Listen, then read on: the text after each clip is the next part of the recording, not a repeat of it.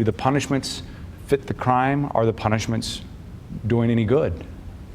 I think there's a place for punishment, but I think there's also a real opportunity to affect a lasting change in a lot of the people who move through the criminal justice system. I think punishment's part of it, but I think that we need to start thinking about what else we can do, to rehabilitate, how we can get people jobs, how we can keep them out of the system in the first place. Arch City Defenders, you take on a lot of work for people who wouldn't have attorneys otherwise. That's right. And what we see consistently is people who are punished disproportionately to their crime. They are low-level offenders who are punished by not being represented sometimes, by being assessed fines they can't afford, by the incarceration because they are unable to obtain an attorney, which leads to potentially losing their housing, losing a job if they had one, losing touch with their family while they're in there. There are serious consequences to a lot of these low-level crimes that sometimes are prosecuted as a result of some of the hotspot policing we talked about earlier on the show. Well, we heard from Mr. French, the 21st Ward Alderman. He's very concerned. Do we not have to be tough on crime, as the saying goes? I think we have to be tough, but we have to be reasoned about what we do. We're at a place where we've locked up over the last 20, 30 years an average of 2 million people a year. We have millions of people who have criminal histories. They can't get work. They return to communities that are not able to, where they're not functioning well to begin with. Those communities aren't prepared to reabsorb those ex-offenders, those people that are re-entering the community. When they don't succeed, then we wonder why they're not succeeding, but they're not able to work. They've been locked up in places that are so far away that they don't have any family ties, that they're not connected in that way. And it's inefficient at this point. A lot of the low-level or the minor offenders, not violent offenders, but drug offenders that got sent away and have accrued very long sentences, wind up with no way out at that point when they come back. So when we say the word disparities, are we talking about race? Are we talking about economics? Are we talking about mental health? All of it. Yeah, let me give you an example. Our law school is right across from the park in the city near City Hall.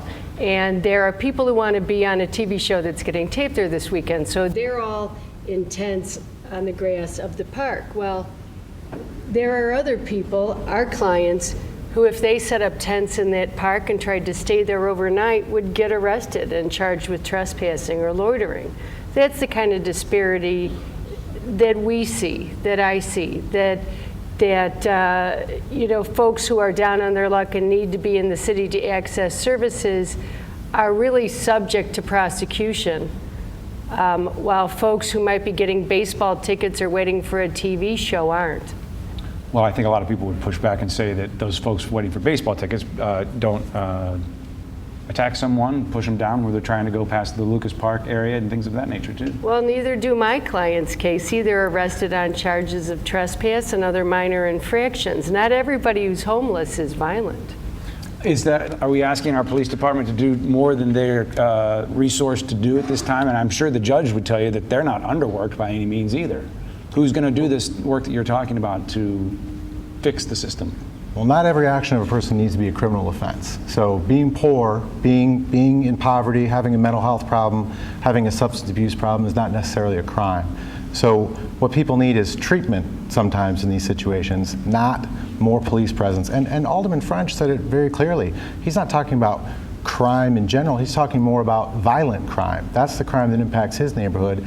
And last year in February of 2013, when there was a heavy police response to some violent attacks in College Hill, the result was 11 arrests of low-level offenders. Not the people who committed those attacks, but people arrested on bench warrants, people arrested on driving while intoxicated, minor crimes that are not nonviolent crimes and not the focus of what the people are looking for a response to. So what's working? What's working? I think that there has to be a police presence. I believe truly. I was listening to former Chief Eisen talk about the hearts of the men and women that go out and are police officers. we all want to see something better. You know, those guys don't. I teach those students all the time. They're learning and they're preparing because they want to make good for the community. The challenge is that we have communities that are distressed. That what Alderman French is talking about is are communities in this city that are under-resourced, that have been left to rot, essentially. And when we look at the behaviors and the kinds of outcomes that we see there, those aren't new. You know, when I was talking to the... Let me hold you right there. I can't go there. No. Okay. Yeah, I want to make sure you have the right space to go there. Because we got to just look at a couple more tweets while we bring the folks who we're talking about, like they're not here, back to the table so we can keep...